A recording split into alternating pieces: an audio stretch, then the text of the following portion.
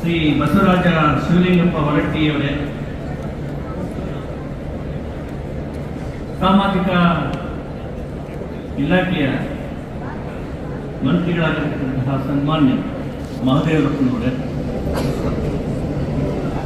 ನನ್ನ ಸಹೋದರ ನಿವೃತ್ತ ನ್ಯಾಯಮೂರ್ತಿ ಉಚ್ಚ ನ್ಯಾಯಾಲಯದ ಕರ್ನಾಟಕ ಉಚ್ಚ ನ್ಯಾಯಾಲಯದ ನಿವೃತ್ತ ನ್ಯಾಯಮೂರ್ತಿ ಎಚ್.ಎನ್. ನಾಗಮೋಹನ್ ದಾಸ್ ಅವರೇ, ವೇದಿಕೆ ಮೇಲೆ ಆಸೀನರಾಗಿರ್ತಕ್ಕಂಥ ಕರ್ನಾಟಕ ಸರ್ಕಾರದ ಸಮಾಜ ಕಲ್ಯಾಣದ ಇಲಾಖೆಯ ಪ್ರಧಾನ ಕಾರ್ಯದರ್ಶಿಯಾಗಿರ್ತಕ್ಕಂಥ ಮಣಿವಣ್ಣನವರೇ ಹಾಗೂ ಗೋಯಲ್ರವರೇ, ಶಿಕಾರ್ ಅವರೇ, ವೇದಿಕೆಯ ಆಚೆ ನೂರಾರು ಸಂಖ್ಯೆಯಲ್ಲಿ ಬಂದಿರತಕ್ಕಂಥ ಆಹ್ವಾನಿತರೇ, ಅಧಿಕಾರಿಗಳೇ, ನನ್ನ ಪ್ರೀತಿಯ ನಲ್ಮೆಯ ವಿದ್ಯಾರ್ಥಿ ಮಿತ್ರರೇ, ಕರ್ನಾಟಕ ರಾಜ್ಯದ ಉದ್ದಕ್ಕೂ ಅಗಲಕ್ಕೂ 26ನೇ ಜನವರಿ ತಾರೀಕಿನಿಂದ 23ನೇ ತಾರೀಕು ಫೆಬ್ರವರಿ ಮಾಹೆಯವರೆಗೂ ಪಾಲ್ಗೊಳ್ಳುವುದಕ್ಕೆ ಬಂದಿರತಕ್ಕಂತಹ ನನ್ನ ಎಲ್ಲ ಬಂಧುಗಳೇ, ಸುದ್ದಿ ಮಾಧ್ಯಮದ ಮತ್ತು ಚಿತ್ರ ಮಾಧ್ಯಮದ ಸ್ನೇಹಿತರೆ,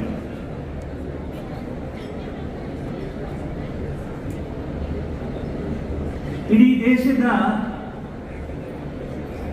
ಜನರು ಕರ್ನಾಟಕ ರಾಜ್ಯದ ಮುಖ್ಯಮಂತ್ರಿಗಳನ್ನ ಮತ್ತು ಸಮಾಜ ಕಲ್ಯಾಣದ ಮಂತ್ರಿಗಳಾಗಿರ್ತಕ್ಕಂಥ ಮಹದೇವರಪ್ಪನವರನ್ನ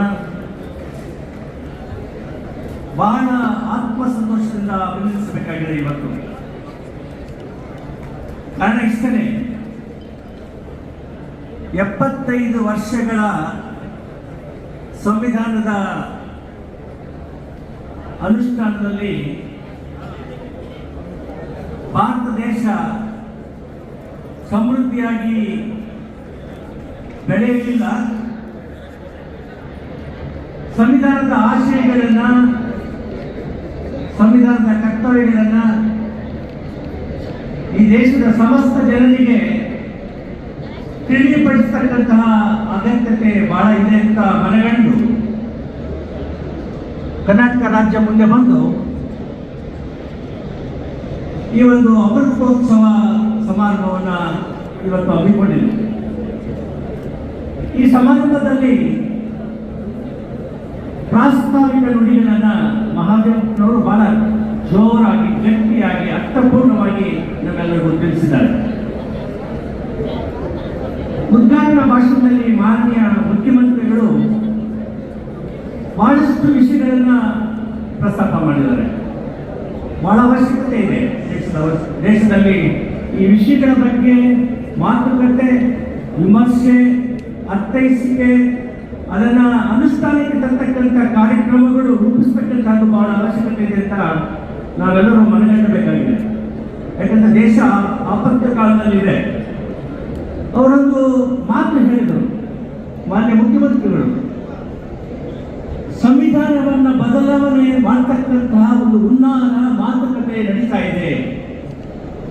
ಆದ್ರಿಂದ ಸಂವಿಧಾನವನ್ನ ರಕ್ಷಿಸಬೇಕಾಗತಕ್ಕಂತಹ ದಿವಸಗಳು ನಮಗೆ ಬಂದಿದೆ.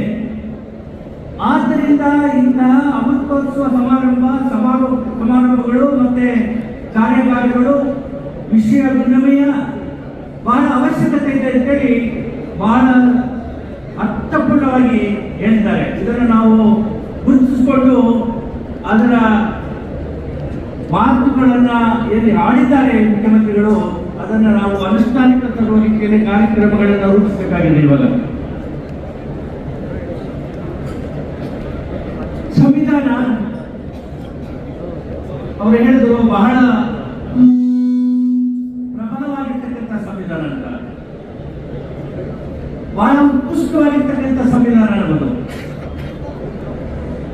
ಡಾಕ್ಟರ್ ಬಾಬಾ ಸಾಹೇಬ್ ಅಂಬೇಡ್ಕರ್ ಅವರ ಅಧ್ಯಕ್ಷತೆಯಲ್ಲಿ 232 ದಿವಸ ಕಾನ್ಸ್ಟಿಟ್ಯೂಂಟ್ ಅಸೆಂಬ್ಲಿಯಲ್ಲಿ ಚರ್ಚೆ ಆಗಿ ಈ ಸಂವಿಧಾನವನ್ನ ನಮಗೆ ಕೊಟ್ಟು ಹೋಗಿದ್ದಾರೆ. ಈ ಸಂವಿಧಾನವನ್ನು ರಕ್ಷಿಸತಕ್ಕಂಥ ಕೆಲಸ ಪ್ರತಿಯೊಬ್ಬ ಪ್ರಜೆಗೆ ಇದೆ ಅಂತ ನಾನು ಈ ಸಂದರ್ಭದಲ್ಲಿ ಹೇಳಬಯಸುತ್ತಿದ್ದೇನೆ. ಈ ಸಂವಿಧಾನ ಬಹಳ ಉತ್ಕೃಷ್ಟವಾಗಿರ್ತಕ್ಕಂಥ ಸಂವಿಧಾನ. ಈ ಸಂವಿಧಾನದ ಅರ್ಥೈಸಿಕೊಳ್ತಕ್ಕಂತಹ ಅವಶ್ಯಕತೆ ಪ್ರತಿಯೊಬ್ಬ ಪ್ರಜೆಗೆ ಇದೆ ಅಂತ ಸಂಸದೀಯ ಪ್ರಜಾವನ್ನ ಆಡಿಸಿಕೊಳ್ತಕ್ಕಂಥದ್ದು ಬಹಳ ಅವಶ್ಯಕತೆ ಇದೆ.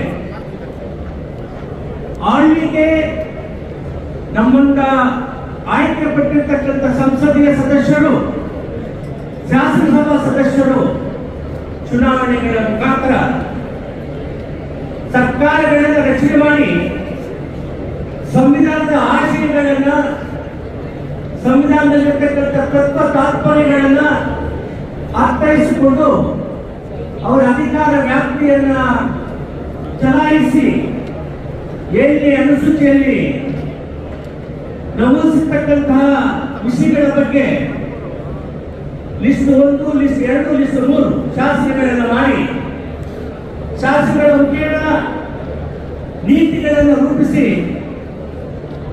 ಈ ದೇಶಕ್ಕೆ ದೇಶದ ಜನತೆಗೆ ಆಡಳಿತವನ್ನು ನೀಡತಕ್ಕಂತಹ ಜವಾಬ್ದಾರಿ, ಸಂವಿಧಾನಬದ್ಧವಾದ ಜವಾಬ್ದಾರಿ ನಮ್ಮ ಪ್ರತಿನಿಧಿಗಳು, ಅದು ರಾಜ್ಯ ಸರ್ಕಾರದಲ್ಲಿ, ನಮ್ಮ ಪ್ರತಿನಿಧಿಗಳು ಸಂಸತ್ನಲ್ಲಿ ಅವರ ಜವಾಬ್ದಾರಿ ಇದೆ.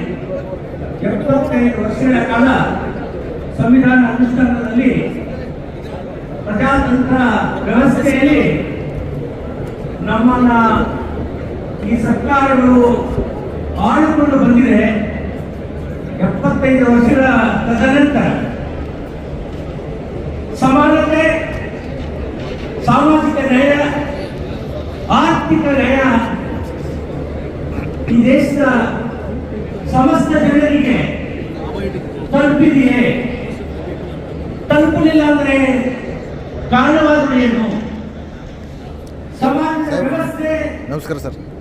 ಈ ರೀತಿಯ ಒಂದು ಅಸಮಾನತೆ, ಜಾತಿ ವ್ಯವಸ್ಥೆ, ಧರ್ಮದಿಂದ ಇನ್ನೊಂದು ಧರ್ಮಕ್ಕೆ ಜಗಳಗಳು, ಕೋಮುವಾದ, ಸಂವಿಧಾನದಲ್ಲಿ 25ರಿಂದ 30 ಅನುಚ್ಛೇದಗಳಲ್ಲಿ ಎಲ್ಲಾ ಧರ್ಮಗಳು, ಬಹುಮತೀಯ ರಾಷ್ಟ್ರ,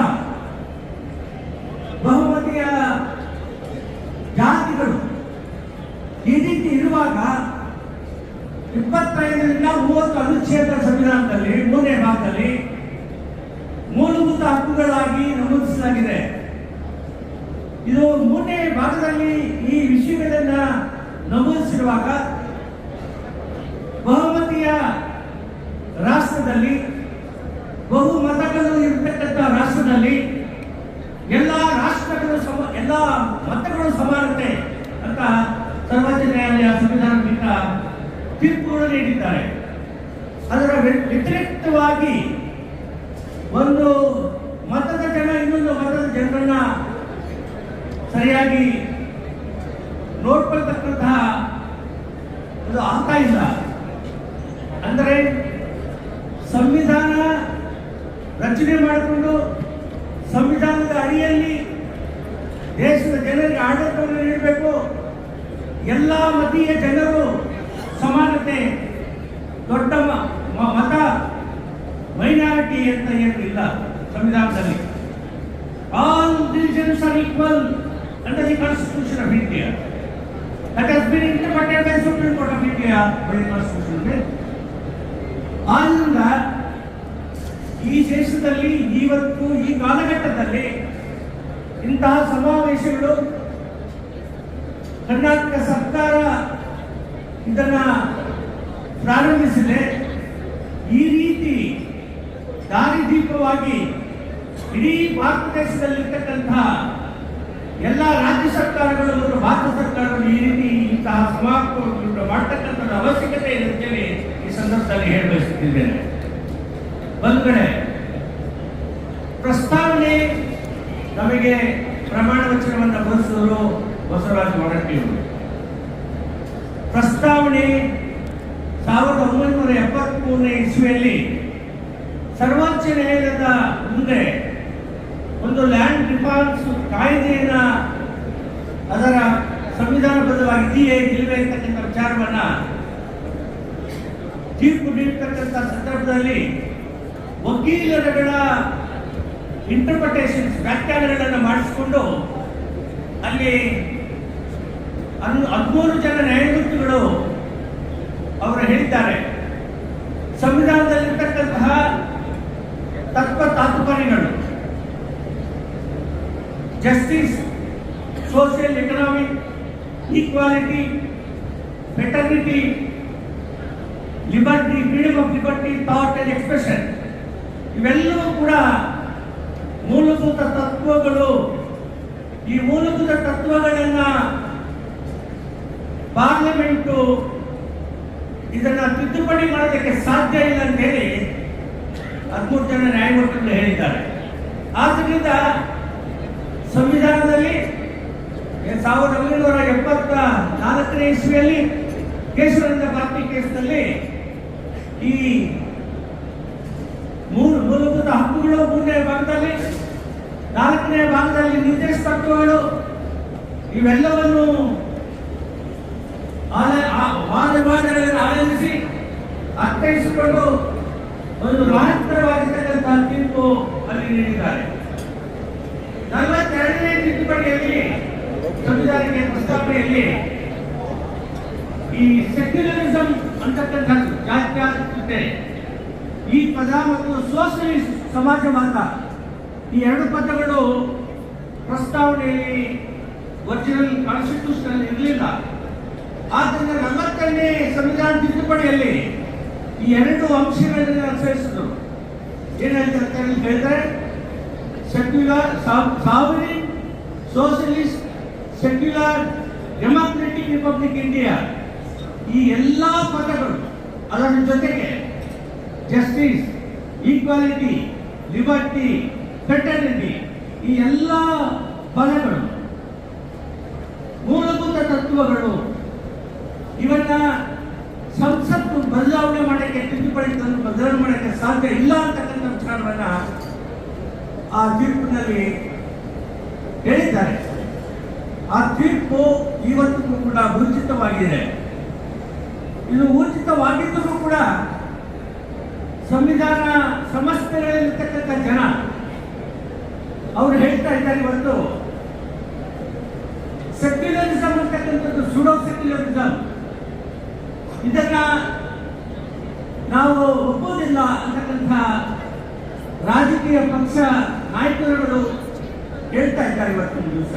ಅಂದರೆ ಸುಪ್ರೀಂ ಕೋರ್ಟ್ನವರು ಸೆಕ್ಯುಲರಿಸಂ ಮತ್ತು ಸೋಷಲಿಸ್ಟ್ ಪದಗಳನ್ನ ತಿದ್ದುಪಡಿ ಮುಖಾಂತರ ತರೋದಕ್ಕೆ ಮುಂಚಿತವಾಗಿಯೇ 3ನೇ ಭಾಗದಲ್ಲಿರ್ತಕ್ಕಂಥ ಮೂಲಭೂತ ಹಕ್ಕುಗಳನ್ನ ಮತ್ತು 4ನೇ ಭಾಗದಲ್ಲಿರ್ತಕ್ಕಂಥ ನಿರ್ದೇಶ ತತ್ವಗಳನ್ನ ಅರ್ಥೈಸಿಕೊಂಡು India is a secular country, India is a welfare state, ಸಮಾಜ ಕಲ್ಯಾಣದ ರಾಷ್ಟ್ರ ಅಂತ ಹೇಳಿ ಘೋಷಿಸಿದ್ದಾರೆ ಸರ್ವೋಚ್ಚ ನ್ಯಾಯಾಲಯದ ತೀರ್ಪಿನಲ್ಲಿ.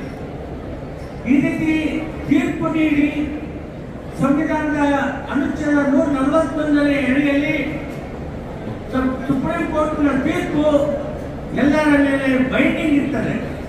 ಅದು ಪ್ರೈಮ್ ಮಿನಿಸ್ಟರ್ ಆಗಲಿ, ಪ್ರೆಸಿಡೆಂಟ್ ಆಗಲಿ, ಚೀಫ್ ಜಸ್ಟಿಸ್ ಆಗಲಿ, ವೈಸ್ ಚೇರ್ಮನ್ ಆಗಲಿ of the Rajya Sabha vice president, ಎಲ್ಲ ಪ್ರಜೆಗಳ ಮೇಲೆ ಇದು ಅನ್ವಯ ಆಗ್ತದೆ, ಬೈಂಡಿಂಗ್ ಆಗ್ತದೆ ಅಂತಕ್ಕಂಥ ಅನುಚ್ಛೇದ 141. ಈ ರೀತಿ ಇರುವಾಗ ಸಂವಿಧಾನ ಸಂಸ್ಥೆಗಳಲ್ಲಿರ್ತಕ್ಕಂಥವರು ಹೇಳ್ತಾ ಇದ್ದಾರೆ, ಇವತ್ತು ನಾವು parliament is supreme, parliament has got sovereignty, ಸಾರ್ವಭೌಮತ್ವ. ಆದ್ದರಿಂದ ನಾವು ಹೆಚ್ಚು ನ್ಯಾಯಾಂಗ ಹೆಚ್ಚಲ್ಲ, ತೀರ್ಪು ನೀಡತಕ್ಕಂಥದ್ದು ಅವರ ವ್ಯಾಪ್ತಿ ಕರೆಕ್ಟಾಗಿದೆ. ಆದರೆ ಶಾಸನಗಳನ್ನು ಮಾಡ್ತಕ್ಕಂತಹ, ಸಂವಿಧಾನದ ತಿದ್ದುಪಡಿ ಮಾಡ್ತಕ್ಕಂತಹ ಅಧಿಕಾರ, ಸಾರ್ವಭೌಮತ್ವ ಸಂಸತ್ತಿಗೆ ಅಂತಕ್ಕಂಥ ಮಾತುಗಳನ್ನು ನಾವು ಕೇಳಬಯಸುತ್ತೇವೆ. ಇದು ಅಸಂಬದ್ಧವಾದ ಮಾತುಗಳನ್ನು ಆದ್ದರಿಂದ ಬದುಕಡೆ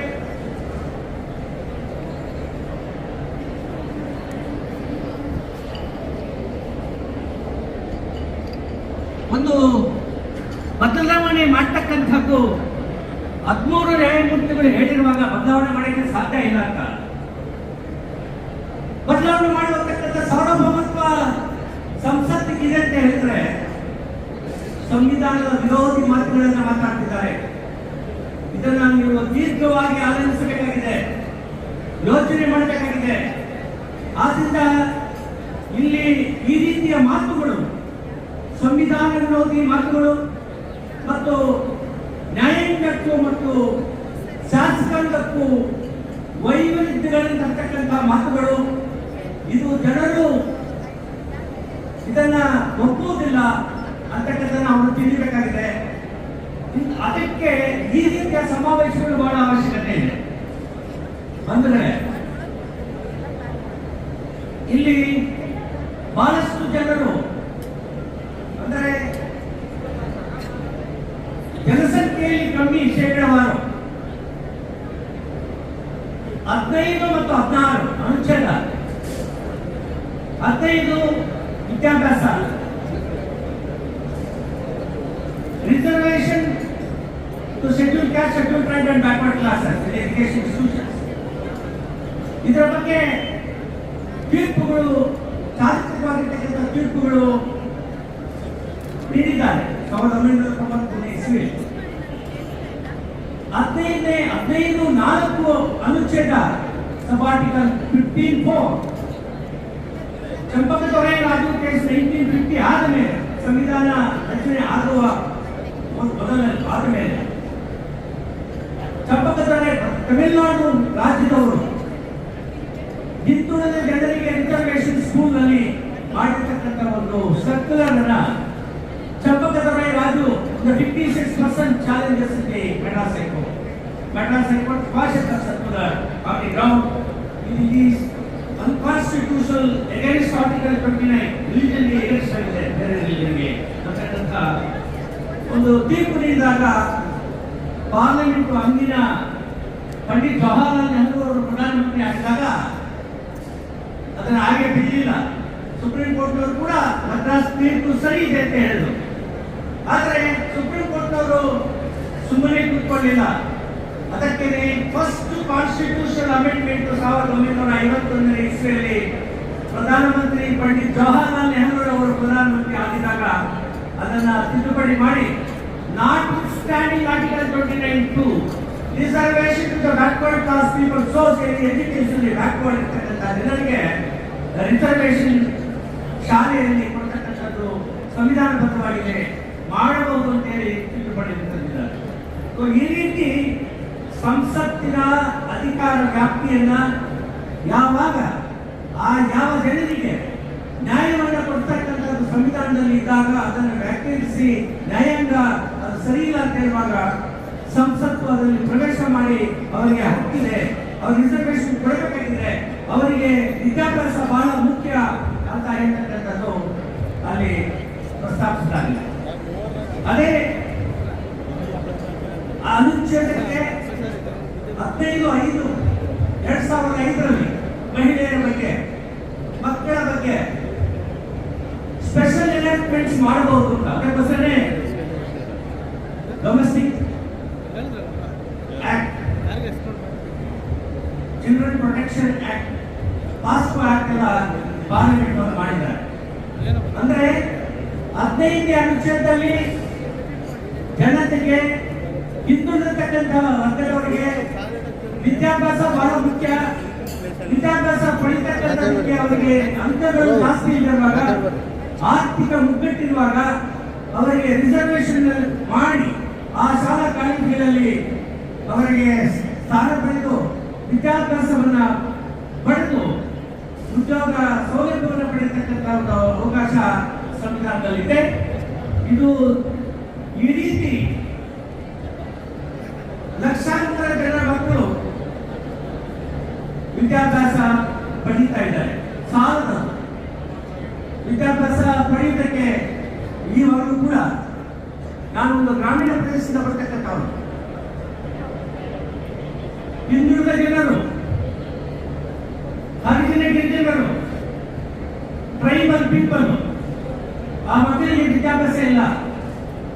ಆದ್ರಿಂದ ಎಲ್ಲ ಮಕ್ಕಳಿಗೆ ಎಲ್ಲ ಜನರು ಸಂವಿಧಾನದ ಅಡಿಯಲ್ಲಿ ಸಮಾನತೆ ಅಂತ ಹೇಳುವಾಗ ಈ ರೀತಿಯ ಒಂದು ಈ ಅವಕಾಶಗಳು ಇಲ್ಲದೆ ಬಹಳಷ್ಟು ಜನರು ಹರಿಜನ ಗಿರಿಜನೆಯಲ್ಲಿ ಇನ್ನೂ ವಿದ್ಯಾರ್ಥಿಗಳಾಗ್ತಾರೆ ಕಷ್ಟಕರ್ಮಿಗಳಾಗಿ ಗ್ರಾಮೀಣ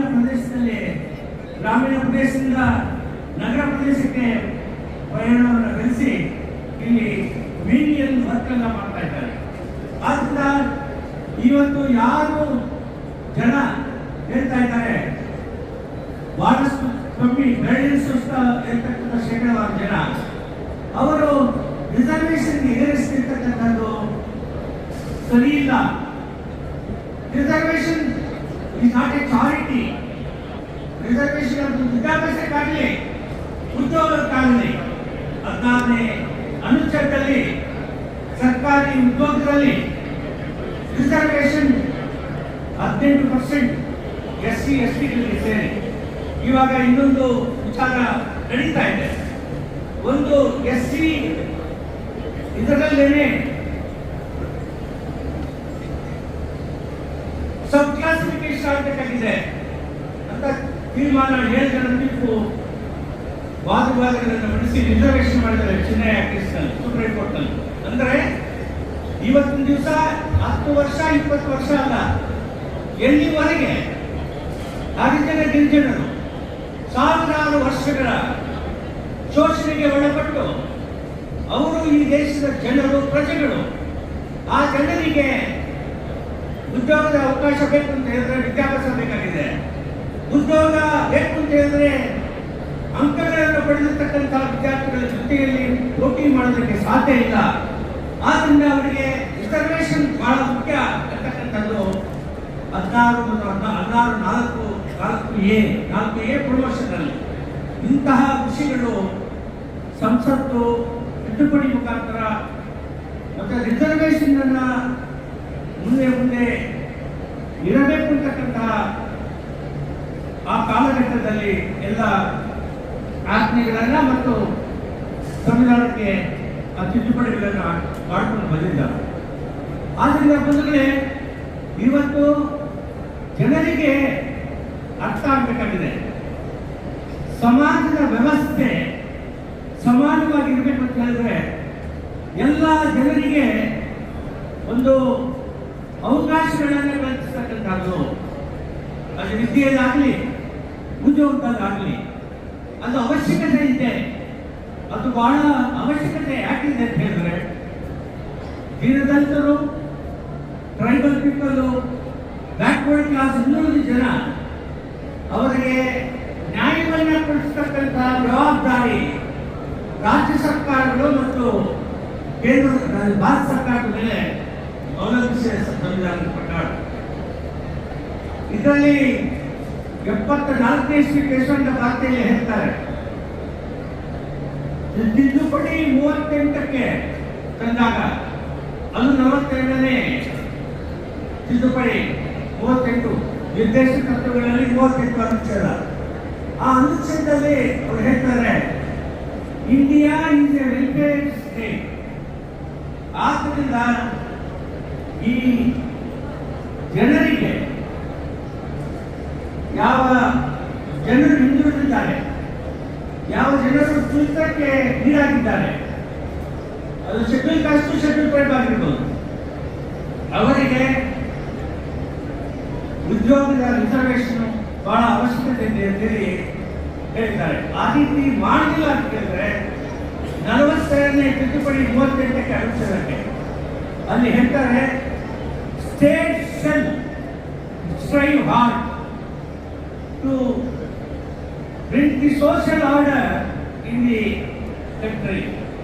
ಅಂದ್ರೆ ಸ್ಟೇಟ್ ಇನ್ಕ್ಲೂಡ್ಸ್ ನ್ಯಾಯಾಂಗ, state includes executive, state includes the legislature, ಆದ್ದರಿಂದ ಈ ಮೂರು ಅವಿಭಾಜ್ಯ ಅಂಗಗಳೇನಿವೆ, ಶಾಸಕಾಂಗ, ಕಾರ್ಯಾಂಗ, ನ್ಯಾಯಾಂಗ, ಸಮಾಜದ ವ್ಯವಸ್ಥೆಯನ್ನ ಸೋಷಿಯಲ್ ಆರ್ಡರ್, ಆ ಸಮಾಜದ ವ್ಯವಸ್ಥೆಯನ್ನು ನಿರ್ಮಾಣ ಮಾಡತಕ್ಕಂತಹ ಕಾರ್ಯಕ್ರಮಗಳು ಮತ್ತು ಶಾಸನಗಳನ್ನ ಅನುಷ್ಠಾನಕ್ಕೆ ತರತಕ್ಕಂಥದ್ದು ಅವಶ್ಯಕತೆ ಇದೆ. ಸಂವಿಧಾನದಲ್ಲಿ ಹೇಳ್ತಾರೆ ಏನಂತ ಹೇಳಿದ್ರೆ 14 ಮತ್ತು 39A 14 ಸಮಾನತೆ, ಸಮಾನ ಶಾಸನಗಳ ರಕ್ಷಣೆ. ಸಮಾನತೆ ಒಂದು ಮೇಲ್ಜಾತಿಗೆ ಸೀಮಿತ ಆಗಿಲ್ಲ. ಸಮಾನತೆ ಎಲ್ಲ ಮತೀಯ, ಎಲ್ಲ ಜಾತೀಯ, ಎಲ್ಲ ಉಪಜಾತಿಯ ಜನರಿಗೆ ಸಮಾನತೆಯನ್ನು ಪಡೆಯಬೇಕಾಗಿದೆ. ಸಮಾನತೆಯನ್ನು ಪಡೆಯಕ್ಕೆ 75 ವರ್ಷ ಆದರೂ ಕೂಡ ಅದು ಆಗಿಲ್ಲ. ಆದ್ದರಿಂದ ಮುಂದುವರಿಸಿಕೊಂಡು ಹೋಗ್ತಕ್ಕಂಥದ್ದು ಈ ರಿಸರ್ವೇಶನ್ ಬಹಳ ಅವಶ್ಯಕತೆ ಇದೆ. ಈ ನಿಟ್ಟಿನಲ್ಲಿ ಮಹಿಳೆಯರು ಈ ಸಮಾಜದಲ್ಲಿ 50% ಜನ ದೇಶದಲ್ಲಿದ್ದಾರೆ. ಅವರಿಗೆ ಅವರು ಸುಪ್ರೀಂ ಕೋರ್ಟ್ ಅವರು ನಂತರ ತೀರ್ಪುಗಳನ್ನು ನೀಡಿದ್ದಾರೆ. ಯಾರು ಮಹಿಳೆಯರಿದ್ದಾರೋ ಪುರುಷ ಪ್ರಧಾನವಾದ ಸಮಾಜದಲ್ಲಿ ಮಹಿಳೆಯರು ವೀಕರ್ ಸೆಕ್ಷನ್ ಸೊಸೈಟಿ, ಆದ್ದರಿಂದ ಅವರಿಗೆ ರಕ್ಷಣೆ ಬಹಳ ಅವಶ್ಯಕತೆ ಇದೆ ಸಂದರ್ಭದಲ್ಲಿ ಹೇಳಿದ್ದಾರೆ. ಆ ನಿಟ್ಟಿನಲ್ಲಿ ಕರ್ನಾಟಕ ಸರ್ಕಾರದ ನೀತಿಗಳನ್ನ ನಾವು ನೋಡಬೇಕಾಗಿದೆ. ಯಾವುದು ಶಕ್ತಿ ಒಂದು ಘೋಷಣೆ 2,000 ರೂಪಾಯಿ ಒಂದು ಮಹಿಳೆಗೆ ಯಜಮಾನಿಗೆ ಕೊಡೋದು, ಬಸ್ನಲ್ಲಿ ಫ್ರೀ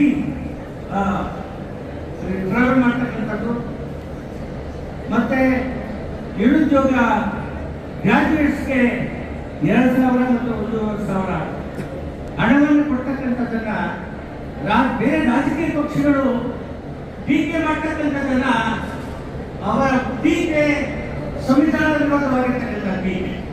13 ಜನ ನ್ಯಾಯಮೂರ್ತಿಗಳು ಹೇಳಿದ್ದಾರೆ, ಈ ದೇಶ ವೆಲ್ಫೇರ್ ಸಮಾಜ ಕಲ್ಯಾಣದ ರಾಷ್ಟ್ರ, ಅದಕ್ಕೆ ಎಲ್ಲರೂ ಸರ್ಸಾಮಾನ್ಯ ತರ್ತಕ್ಕಂಥದ್ದು 14, 39A ಮಹಿಳೆಯರು ವೀಕರ್ ಸೆಕ್ಷನ್ ಅಂತ ಹೇಳುವಾಗ ಅವರಿಗೆ ಆರ್ಥಿಕ ಸೌಲಭ್ಯವನ್ನು ನೀಡ್ತಕ್ಕಂಥ ಕೊಟ್ಟರೆ ಆ ಸರ್ಕಾರವನ್ನು ನಾವು ಗೌರವಿಸಬೇಕು. ಅಂತ ಸರ್ಕಾರಗಳು ಇನ್ನೂ ದೇಶದ ಉದ್ದಕ್ಕೂ ಅಗಲಕ್ಕೂ ಬರಬೇಕು ಅಂತಕ್ಕಂಥದ್ದು ನಮ್ಮ ಚಿಂತನೆ ಆಗಬೇಕಾಗಿದೆ. ಇವರು ಟೀಕೆ ಮಾಡ್ತಿದ್ದಾರೆ. 56,000 ಕೋಟಿ ಹಣ ರಾಜ್ಯ ಸರ್ಕಾರದವರು ಮೀಸಲಿಟ್ಟಾಗಿದೆ, ಡೆವಲಪ್ಮೆಂಟ್ಗೆ ಅಡ್ಡಿ ಆಗ್ತಾ ಇದೆ. ಇದು ಈ ರೀತಿ ಮಾಡಿದ್ರೆ ರಾಜ್ಯ ಬಡತನ ಆಗ್ತದೆ, ಆರ್ಥಿಕ ಮುಗ್ಗಟ್ಟು ಬರ್ತದೆ ಅಂತ ಹೇಳ್ತಾ ಇದ್ದಾರೆ. ಅಯವ್ಯಯದ ಬಜೆಟ್ ಎಷ್ಟು ವರ್ಷ ಅಂತ ಹೇಳಿ ಫೆಬ್ರವರಿಯಲ್ಲಿ ಮುಖ್ಯಮಂತ್ರಿಗಳು ವಿಧಾನಸಭೆಯಲ್ಲಿ ಹೇಳಿದ್ದಾರೆ. 1,00,000 ಕೋಟಿ ಮೇಲೆ ಅಷ್ಟು ಹಣ. ಅದರಲ್ಲಿ 56,000 ಕೋಟಿ ಮಾತ್ರ ಈ ಏನು ಕೊಟ್ಟಿದ್ದಾರೆ ಮಹಿಳೆಯರಿಗೆ ಮತ್ತು ಯಾರು ಬಡ ಜನರಿಗೆ. ಅದು ಏನು ಹೆಚ್ಚೇನಲ್ಲ. ನೀವು ನೋಡ್ಬೇಕಾಗಿದೆ ಭಾರತ ಸರ್ಕಾರದ ಬಜೆಟ್ ಅನ್ನ. ಭಾರತ ಸರ್ಕಾರದ ಬಜೆಟ್ ಅನ್ನು ನೋಡುವಾಗ 400 ಕಾರ್ಪೊರೇಟ್ ಸಂಸ್ಥೆಗಳಿಗೆ ಅವರು ರಾಷ್ಟ್ರೀಕರಣ ಬ್ಯಾಂಕ್ಗಳಲ್ಲಿ ಸಾಲವನ್ನು ಮಾಡಿದಾಗ 1,000 ಕೋಟಿ ಹಣವನ್ನ ಮರುಪಾವತಿ ಮಾಡಿದ್ದೇನೆ, ನಾನ್ ಪರ್ಫಾರ್ಮಿಂಗ್ ಅಸೆಟ್ ಅಂತ ಮಾಡಿ ಲಕ್ಷಗಟ್ಟಲೆ ಹಣವನ್ನ ಅವರಿಗೆ ಕೊಟ್ಟಿದ್ದಾರೆ.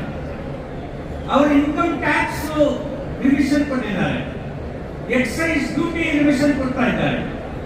ಅಂದಮೇಲೆ ಈ ದೇಶ ಯಾರು ನಿರ್ಗತಿಕರಿದ್ದಾರೆ, ದುರ್ಬಲರಿದ್ದಾರೆ, ಯಾರು ಮಹಿಳೆಯರು ವೀಕರ್ ಸೆಕ್ಷನ್ಗೆ ಸುಪ್ರೀಂ ಕೋರ್ಟ್ ಹೇಳಿದೆ, ಸಂವಿಧಾನದಲ್ಲಿ ಹೇಳ್ತಾರೆ, ಅದನ್ನು ಗುರುತಿಸಿದ್ದೀವಿ.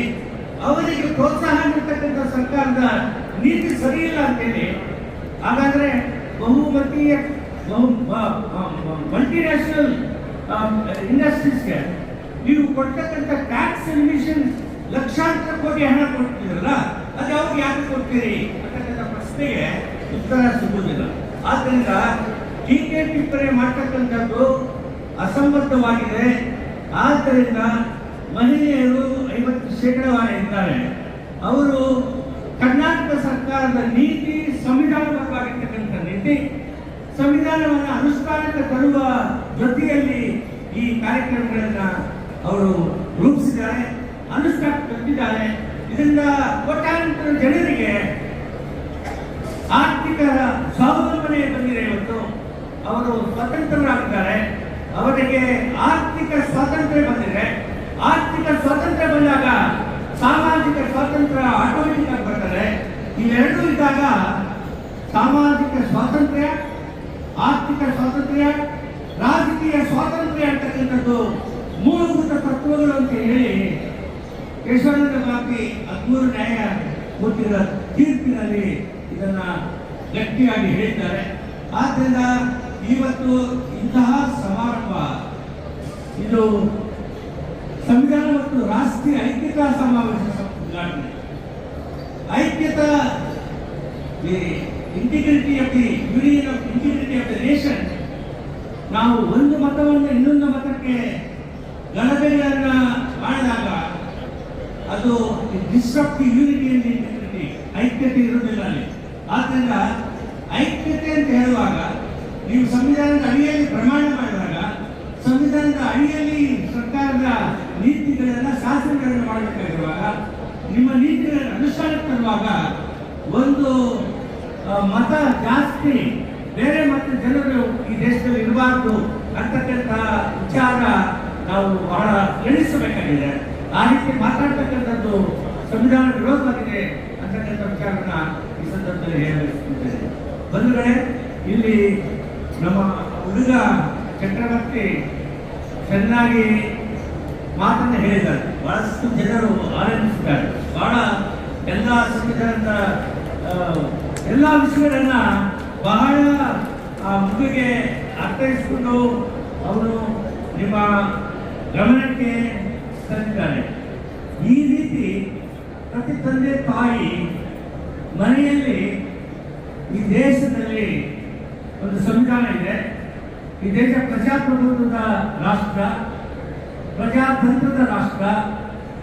ಪ್ರಜಾಪ್ರಭುತ್ವ ಅದರ ಅಡಿಯಲ್ಲಿ ನಾವೆಲ್ಲ ಬದುಕ್ತಾ ಇದ್ದೀವಿ.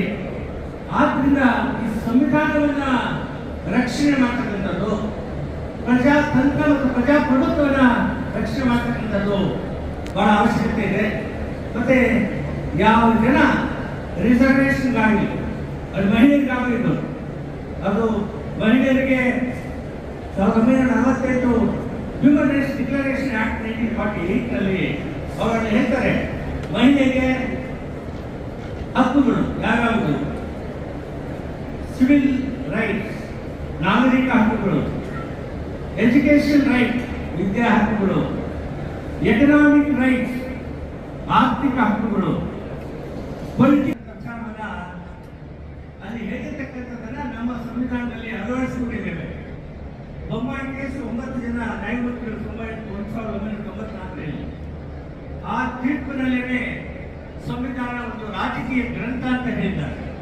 ಅಲ್ಲಿ ಹೇಳ್ತಾರೆ, ಈ ಸುಪ್ರೀಂ ಕೋರ್ಟ್ ಅವರು ಹೇಳ್ತಾರೆ, ಮುಸಲ್ಮಾನಿ ಕೇಸಲ್ಲಿ ಸೆಕ್ಷನ್ 14 ಹಿಂದೂ ವಾರಸುದಾರ ಕಾಯ್ದೆಯನ್ನ ಅದನ್ನ ಇಂಟರ್ಪ್ರಿಟೇಷನ್ ಮಾಡುವಾಗ ಅಲ್ಲಿ ಹೇಳ್ತಾರೆ, ಮಹಿಳೆಗೆ 14 ಲಿಮಿಟೆಡ್ ರೈಟ್ ಅಲ್ಲ, ಮಹಿಳೆಗೆ ಸರಿಸಮಾನವಾಗಿರ್ತಕ್ಕಂಥ ಹಕ್ಕು ಆಸ್ತಿಯಲ್ಲಿ. ಆದ್ರಿಂದಲೇ ಸಂವಿಧಾನ ವಾರಸುದಾರ ಕಾಯ್ದೆಗೆ ಸೆಕ್ಷನ್ 6ಗೆ ತಿದ್ದುಪಡಿ ಮಾಡಿ ಮಹಿಳೆಯರು ಕೂಡ ಕೋಪಾಸ್ತಿ ಪ್ರಾಪರ್ಟಿಯಲ್ಲಿ ಅವರು ಕೂಡ ಕೋಪಾಸ್ತಕ್ಕಂಥದ್ದು ಸಂಸತ್ನಲ್ಲಿ 2005ರಲ್ಲಿ ತಿದ್ದುಪಡಿ ಮಾಡಿದ್ದಾರೆ. ನಮ್ಮ ರಾಜ್ಯದಲ್ಲಿ 1991ರಲ್ಲಿ ಮಾಡಿದ್ರು. ಆಂಧ್ರ ಪ್ರದೇಶದಲ್ಲಿ ಎನ್.ಟಿ. ರಾಮರಾವ್ ಮುಖ್ಯಮಂತ್ರಿ ಆಗಿದ್ದಾಗ ಅವರು ಮಾಡಿದ್ರು. ಆದ್ರಿಂದ ಇವತ್ತು ಇಲ್ಲಿ ನಾವು ಗ್ರಹಿಸಬೇಕಾಗಿರೋದು, ಮಹಿಳೆಯರಿಗೆ ಹಕ್ಕು, ದೀನದಲಿತರಿಗೆ ಹಕ್ಕು, ಹಿಂದುಳಿದ ಜನರಿಗೆ ಹಕ್ಕು, ಎಲ್ಲರೂ ಸರಿಸಮಾನವಾಗಿ ಬದುಕು ಬಾಳ್ತಕ್ಕಂಥದ್ದೇ ಬಹಳ ಅವಶ್ಯಕತೆ ಇದೆ. ಈ ನಿಟ್ಟಿನಲ್ಲಿ ನಾವು ಕುವೆಂಪುರವರನ್ನ ಉಳಿಸ್ಕೊಳ್ಬೇಕಾಗಿದೆ. ಕುವೆಂಪುರವರು ಅವರು ಬಹಳ ದೊಡ್ಡ ಕವಿ, ಜ್ಞಾನಪೀಠ ಅವಾರ್ಡಿ. ಅವರು ಹೇಳ್ತಾರೆ, ಸಮಪಾಲು ಸಮಬಾಳು. ಸಮಪಾಲು ಸಮಬಾಳು ಕೋಟ್ಯಾಂತರ ಜನರಿಗೆ ಇಲ್ಲ. ಆದ್ದರಿಂದ ಗಟ್ಟಿಯಾಗಿ ಸಮೃದ್ಧಿ ಆಗಿರ್ತಕ್ಕಂಥ ಜನನೇ ಆಸ್ತಿಯನ್ನ, ಎಲ್ಲ ಅಧಿಕಾರವನ್ನ, ರಾಜಕೀಯ ಅಧಿಕಾರ ಮತ್ತು ಕಾರ್ಯಾಂಗದಲ್ಲಿ ಅಧಿಕಾರ ಗಟ್ಟಿಯಾಗಿಟ್ಕೊಂಡಿದ್ದಾರೆ. ಅದು ಅದೇ ರೀತಿ ಮುಂದುವರೆದರೆ ಸಮಾಜಕ್ಕೆ ಒಳ್ಳೆಯದಾಗುವುದಿಲ್ಲ, ಸಮಾಜದ ಕಲ್ಯಾಣವನ್ನು ನಾವು ಪಡೆಯಲಿಕ್ಕೆ ಸಾಧ್ಯ ಇಲ್ಲ. ಆದ್ದರಿಂದ ನಾವೆಲ್ಲರೂ ಚಿಂತನೆ ಮಾಡಬೇಕಾಗಿದೆ, ನಮ್ಮ ಮನಸ್ಸುಗಳನ್ನು ಬದಲಾವಣೆ ಮಾಡಬೇಕಾಗಿದೆ, ನಮ್ಮ ಆಟಿಟ್ಯೂಡ್ಸ್ ಅನ್ನು ಬದಲಾವಣೆ ಮಾಡಬೇಕಾಗಿದೆ. ಕಾರಣ ದೇಶ ಸಮೃದ್ಧಿ ಆಗಬೇಕಾದ್ರೆ, ದೇಶದಲ್ಲಿ ಇರ್ತಕ್ಕಂಥ ಜನರಿಗೆ ಎಲ್ಲರಿಗೂ ನ್ಯಾಯ ಸಿಗಬೇಕಾದ್ರೆ, ಬಸವಣ್ಣವರು ಹೇಳಿದಾಗೆ, ಬಸವಣ್ಣವರು 12ನೇ ಶತಮಾನದಲ್ಲಿ ಹೇಳಿದರು ಹೆಣ್ಣು ಮಕ್ಕಳಿಗೆ ಸಮಾನತೆ ಬೇಕು ಅಂತ. 21ನೇ ಶತಮಾನದಲ್ಲಿ ಕೂಡ ಸಮಾನತೆ ಪಡೆಯಲಿಕ್ಕೆ ಸಾಧ್ಯ ಇಲ್ಲ. ಪುರುಷ ಪ್ರಧಾನವಾದ ಸಮಾಜದಲ್ಲಿ ನಾವು ಇವಾಗ ಸಂವಿಧಾನದಲ್ಲಿ ತಿದ್ದುಪಡಿ ಮಾಡಿದ್ದಾರೆ. 33% ನಿಮಗೆ ಈ ವಿಧಾನಸಭೆಯಲ್ಲಿ ಪಾರ್ಲಿಮೆಂಟ್ನಲ್ಲಿ ಕೊಡ್ತೀವಿ ಅಂತ. ಇದು ಯಾವಾಗ ಬರ್ತದೆ ಗೊತ್ತಿಲ್ಲ. ಇದೆಲ್ಲ ನೀವು ತಿಳ್ಕೊಂಡ್ಬಿಟ್ಟು ಮೋಸ ಹೋಗ್ತಕ್ಕಂಥ ಅವಶ್ಯಕತೆ ಇಲ್ಲ. ಇದಕ್ಕೆ ಸೆನ್ಸಸ್ ಆಗಬೇಕಾಗಿದೆ. ಸೆನ್ಸಸ್ ಆಗುವುದೊಂದು ಆದಮೇಲೆ ಡಿಲಿಮಿಟೇಷನ್ ಆಫ್ ಕಾನ್ಸ್ಟಿಟ್ಯೂಷನ್ಸ್ ಆಗಬೇಕಾಗಿದೆ. ಅದರಲ್ಲಿ ಪ್ರಸ್ತಾಪ ಮಾಡಿದ್ರು, ಹೆಣ್ಮಕ್ಳಲ್ಲಿ ರಿಸರ್ವೇಶನ್ ಕೊಡುವಾಗ ಅಲ್ಲಿ ಕೂಡ ಅದು ಜಾತಿ ಆಧಾರದ ಮೇಲೆ ಹಿಂದುಳಿದ ಜನರು, ಶೆಡ್ಯೂಲ್ ಕಾಸ್ಟ್ ಶೆಡ್ಯೂಲ್ ಟ್ರೈಬ್ನವರಿಗೆ ನೀವು ರಿಸರ್ವೇಶನ್ ಕೊಡಬೇಕು ಅಂತ ಅದನ್ನು ತಳ್ಳಿ ಹಾಕಿದ್ದಾರೆ ನಮ್ಮ ಸಂಸತ್ನಲ್ಲಿ. ಆದರೆ 33% ಇವಾಗ 10 ವರ್ಷ ಆದರೂ ಕೂಡ ಇದು ಬರಲಿಲ್ಲ. ಯಾಕೆ ಇದನ್ನು ಮೊದಲೇ ಮಾಡಲಿಲ್ಲ ಅಂತಕ್ಕಂಥದ್ದು ಪ್ರಶ್ನೆ ಜನರ ಮುಂದೆ ಇದೆ. ಇವತ್ತು ಈಗಲಾದರೂ ಮಾಡಿದ್ದಾರೆ. ಆದ್ದರಿಂದ ಹೆಣ್ಣು ಮಕ್ಕಳು ವಿಶೇಷವಾಗಿ ಈ ರಾಜ್ಯದಲ್ಲಿ, ದೇಶದಲ್ಲಿ ನಿಮ್ಮ ಹಕ್ಕುಗಳನ್ನು ಪಡೆಯುವುದಕ್ಕೆ ಸಂವಿಧಾನದ ಹಕ್ಕು 3ನೇ ಭಾಗ ಮತ್ತು 4ನೇ ಭಾಗ, 3ನೇ ಮತ್ತು 4ನೇ ಭಾಗದಲ್ಲಿ ಎರಡೂ ಸೇರಿದರೆ ಮಾನವೀಯ ಹಕ್ಕುಗಳು. ಆದ್ದರಿಂದಲೇ ಸಮಾಜದ ವ್ಯವಸ್ಥೆ ಬಂದರೆ ಮಾನವೀಯ ಹಕ್ಕುಗಳು ಅನುಷ್ಠಾನಕ್ಕೆ ಬರ್ತದೆ. ಆ ನಿಟ್ಟಿನಲ್ಲಿ ಸರ್ಕಾರ ಕ್ರಮ ತಗೊಳ್ಬೇಕು. ಸರ್ಕಾರ ಒಂದಲ್ಲ, ರಾಜ್ಯ ಸರ್ಕಾರ ಅಲ್ಲ, ಭಾರತ ಸರ್ಕಾರ ಅಲ್ಲ, ಇಡೀ ನ್ಯಾಯಾಂಗದ ವ್ಯವಸ್ಥೆ ಕೂಡ ಬರೀ ಸಮಾನತೆ ಇದೆ, ಸೋಷಿಯಲ್ ಆರ್ಡರು ಸರ್ಕಾರದ ಜವಾಬ್ದಾರಿ ಅಂತ ಸುಮ್ಮನೆ ಕುತ್ಕೊಳ್ಳೋಂಗಿಲ್ಲ. ಯಾವ ಕಟ್ಟಲೆ ನಿಮಗೆ ಬರ್ತದೋ, ಯಾವ ಕಟ್ಟಲೆ ನಿಮಗೆ ಬರೋದಿಲ್ವೋ, ಎಲ್ಲಿ ಅನ್ಯಾಯ ಆಗ್ತಾ ಇದೆಯೋ, ಎಲ್ಲಿ ಶೋಷಣೆ ಆಗ್ತಾ ಇದೆಯೋ, ಎಲ್ಲಿ ಜನರಿಗೆ ಮೋಸ ಆಗ್ತಾ ಇದೆಯೋ, ಎಲ್ಲಿ ಸಮಾನತೆ ಸಿಗ್ತಾ ಇದೆಯೋ, ಆ ಎಲ್ಲ ರಂಗಗಳಲ್ಲಿ ನ್ಯಾಯಾಂಗ ಪ್ರವೇಶ ಮಾಡತಕ್ಕಂಥ ಅವಶ್ಯಕತೆ ಇವತ್ತು ಒದಗಿ ಬಂದಿದೆ. ಅವರಿಗೆಲ್ಲಿರ್ತಕ್ಕಂಥ ಜವಾಬ್ದಾರಿ ವಿಚಾರಗಳನ್ನ ಈ ಸಂದರ್ಭದಲ್ಲಿ ನಾನು ಹೇಳಬಯಸುತ್ತಿದ್ದೇನೆ. ನಾನು ನನ್ನ ಮಾತನ್ನು ಮುಗಿಸೋಕೆ ಮೊದಲು ಯಾವ ಅಂಶಗಳು ಮುಖ್ಯ ಅಂತಕ್ಕಂಥದ್ದು ಅಪೋನೆ ಇದರಲ್ಲಿ ಇವಾಗ ಬೇರೆಯವರು ಹೇಳ್ತಾ ಇದ್ದಾರಲ್ಲ, ಅದೆಲ್ಲ ಸರಿ ಇಲ್ಲ ಅಂತಕ್ಕಂಥ ವಿಚಾರವನ್ನ ನಾನು ನಿಮಗೆ ಹೇಳಿ ನನ್ನ ಮಾತನ್ನ ಮುಗಿಸ್ತೇನೆ. ಇದು ನೋಡಿ, ಜಸ್ಟಿಸ್ ಸನಾತನ್ ಗ್ರೋವರ್ ಅವರು ಹೇಳಿದ್ದಾರೆ ಏನಂತಂದ್ರೆ, following to be the Justice Sanatan Grover indicated the following to be the basic feature of the Constitution, the supremacy of the Constitution, chestade ಸಂವಿಧಾನ ಸೇರಿಸುತ್ತದೆ, the Republican and the democratic form of government and the sovereignty of the country. 3, the secular and federal character of the Constitution. ಇಲ್ಲಿ ಹೇಳಬೇಕಾಗಿದೆ, ಈ ದೇಶದಲ್ಲಿ ಒಂದು ಸತ್ಯ ಬಂದಿದೆ, ಎಲ್ಲಿ ಆರ್ಥಿಕವಾಗಿ ಅವರಿಗೆ ಸಮಾನವಾಗಿ ಶೇರ್ ಬರಬೇಕಾಗಿದೆಯೋ GST ಅಮೌಂಟ್ ನಲ್ಲಿ, ಅದನ್ನ ಕೊಡದೆ ಫಿನಾನ್ಸ್ ಕಮಿಷನ್ ಅವರು ದೇಶದಲ್ಲಿ ಅವರು ರೆಕಮೆಂಡ್ ಮಾಡಿರ್ತಕ್ಕಂಥದ್ದು ಸರ್ಕಾರ ಬದಲಾವಣೆ ಮಾಡಬೇಕಾಗಿಲ್ಲ ಅಂತಕ್ಕಂಥ ಮಾತು ಸಂವಿಧಾನದ 280ನೇ ಅನುಚ್ಛೇದ ವಿರೋಧವಾಗಿದೆ. ಅವ್ರ recommendatory body finance commission, recommendatory body ಎಲ್ಲಿ ಅನ್ಯಾಯ ಆಗಿದೆಯೋ ಯಾವ ಸ್ಟೇಟ್ಗೆ ಹಣ ಅವರಿಗೆ ಕೊಡುವುದರಲ್ಲಿ, ಅವರು ಕಲೆಕ್ಟ್ ಮಾಡಿ ಕೊಟ್ಟಿರ್ತಕ್ಕಂಥ ಹಣದಲ್ಲಿ ಅವರ ಭಾಗ federal feature is basic structure of the constitution. Union of India, states are union of India, but state is a federal. ಅಂದ್ರೆ ಇಲ್ಲಿ ನಮ್ಮ ದೇಶದ ಜನ, ನಮ್ಮನ್ನು ಆಳ್ತಕ್ಕಂಥ ಜನ, ಭಾರತ ಸರ್ಕಾರ ಜನ ಅರ್ಥ ಮಾಡ್ಕೋಬೇಕಾಗಿದೆ. Federal future of the constitution 13 ಜನ ನ್ಯಾಯಮೂರ್ತಿಗಳು ಹೇಳಿದ್ದಾರೆ. ಇದು ಬೇಸಿಕ್ ಸ್ಟ್ರಕ್ಚರ್ ಫೆಡರಲ್ ಕಾನ್ಸ್ಟಿಟ್ಯೂಷನ್. ಸ್ಟೇಟ್ಗೆ ಅದು ಅವರಿಗೆ ಹಣ ಕೊಡ್ತಕ್ಕಂಥದ್ದು, ಪಡೀತಕ್ಕಂಥದ್ದು ಅವರ ಹಣ ಪರಿಸ್ಥಿತಿಯಲ್ಲಿ ಏನು ಫಿನಾನ್ಸ್ ಕಮಿಷನ್ ಅವರು ಹೇಳಿರ್ತಕ್ಕಂಥದ್ದನ್ನು ನೀವು ಅದನ್ನು ಒಪ್ಪಬೇಕಾಗಿಲ್ಲ. ಅದನ್ನು ಬದಲಾವಣೆ ಮಾಡಿ ಎಷ್ಟು ಅವರಿಗೆ ಅವಶ್ಯಕತೆ ಇದೆ, ಎಷ್ಟು ನೀವು ಕೊಡಬಹುದು ಅಂತಕ್ಕಂಥದ್ದನ್ನ ನೀವು ತೀರ್ಮಾನ ಮಾಡತಕ್ಕಂಥ ಸಂವಿಧಾನಬದ್ಧವಾದ ಕರ್ತವ್ಯ 280 ಆರ್ಟಿಕಲ್ನಲ್ಲಿ ಇದೆ ಅಂತ ಈ ಸಂದರ್ಭದಲ್ಲಿ ನಾನು ಹೇಳಬಯಸುತ್ತಿದ್ದೇನೆ. ಮೂರನೇದು, secular and federal character of the constitution. 4, demarcation of power between the legislature, the executive and the judiciary, the dignity of individual secured by the various freedoms and basic rights in Part 3, and the mandate to build a welfare state contained in Part 4. So ಈ ಇಂತಹ ಅಂಶಗಳು ದೇಶಾನಂದ ಭಾರತಿಯಲ್ಲಿ ನಮೂದಿಸಿದ್ದಾರೆ. ಇವತ್ತು ಕೂಡ ಈ ತೀರ್ಪು article 141 ನಲ್ಲಿ ಎಲ್ಲರ ಮೇಲೆ ಬೈಂಡಿಂಗ್ ಆಗಿದೆ. ಇದನ್ನ ನೋಡಿಕೊಂಡು ಎಲ್ಲ ಜನರು ಮಾತಾಡ್ತಕ್ಕಂಥದ್ದು, ನಡ್ಕೊಳ್ತಕ್ಕಂಥದ್ದು ಅವಶ್ಯಕತೆ ಇದೆ ಅಂತೇಳಿ ಈ ಸಮಾರಂಭಕ್ಕೆ ನನ್ನ ಬರಮಾಡಿಕೊಂಡು ಮಾನ್ಯ ಮಾಧವಪ್ಪನವರು ಮತ್ತು ಪ್ರಧಾನ ಕಾರ್ಯದರ್ಶಿ ಮಣಿವಣ್ಣನವರು ನಿಮ್ಮ ಮುಂದೆ ನಾನು ಅರ್ಥೈಸಿಕೊಂಡ ರೀತಿಯಲ್ಲಿ ಸಂವಿಧಾನದ ಮಾತುಗಳನ್ನು ಕೆಲವು ನಿಮಗೆ ಪ್ರಸ್ತಾಪಿಸಿದ್ದೀನಿ. ನೀವೆಲ್ಲರೂ ಇದರ ಬಗ್ಗೆ ಗಮನ ಕೊಟ್ಟು ನಿಮ್ಮ ಮನೆಯಲ್ಲಿ, ನಿಮ್ಮ ಊರಿನಲ್ಲಿ, ನಿಮ್ಮ ತಾಲೂಕಿನಲ್ಲಿ, ನಿಮ್ಮ ಜಿಲ್ಲೆಯಲ್ಲಿ ಈ ರೀತಿಯ ಈ ಸಂವಿಧಾನದ ಜಾಗೃತಿಯನ್ನು ಮಾಡಿ ಸಂವಿಧಾನದ ಅಡಿಯಲ್ಲಿ ಆಡಳಿತ ರಾಜ್ಯ ಸರ್ಕಾರ ಮತ್ತು ರಾಷ್ಟ್ರ ಸರ್ಕಾರ ಮತ್ತು ಲೋಕಲ್ ಗವರ್ಮೆಂಟ್, ಗ್ರಾಮ ಪಂಚಾಯಿತಿ, ಮುನ್ಸಿಪಲ್ ಕಾರ್ಪೊರೇಷನ್ಸ್ ಎಲ್ಲ ಮಾಡ್ತಕ್ಕಂಥದ್ದು ಅವಶ್ಯಕತೆ ಇದೆ ಅಂತ ಹೇಳಿ ನೀವು ತಿಳಿದುಕೊಂಡು ನೀವು ಅವರಿಗೆ ಒತ್ತಾಯಿಸಿ ಸಂವಿಧಾನದ ಅನುಷ್ಠಾನ ತಂದು ಎಲ್ಲ ಜನರಿಗೆ ಸಮಾನತೆಯನ್ನು, ಎಲ್ಲ ಮತೀಯ ಜನರು ಒಂದೇ, ಎಲ್ಲ ಪ್ರಜಾಪ್ರಭುತ್ವವನ್ನು ಉಳಿಸಬೇಕು, ಸಂವಿಧಾನವನ್ನು ರಕ್ಷಿಸಬೇಕು ಅಂತಕ್ಕಂಥದ್ದು ನಿಮ್ಮ ಕಾರ್ಯಕ್ರಮ ಮುಂದೆ ಹೋಗಬೇಕಾಗಿದೆ. ಯಾರು ಸಂವಿಧಾನವನ್ನು ವಿರೋಧ ಮಾಡ್ತಾರೋ, ಯಾರು ಜಾತ್ಯತೀತತೆಯನ್ನು ವಿರೋಧ ಮಾಡ್ತಾರೋ, ಯಾರು ರಿಸರ್ವೇಷನ್ ಬಗ್ಗೆ ವಿರೋಧ ಮಾಡ್ತಾರೋ ಆ ಜನರಿಗೆ ಸರಿಯಾದ ಬುದ್ಧಿಯನ್ನು ಕಲಿಸ್ತಕ್ಕಂಥ ಚುನಾವಣೆಯಲ್ಲಿ ಬಹಳ ಅವಶ್ಯಕತೆ ಇದೆ ಈ ಸಂದರ್ಭದಲ್ಲಿ ಹೇಳುತ್ತದೆ. ನಿಮ್ಮೆಲ್ಲರಿಗೂ ಹೊಂದಿಸಿ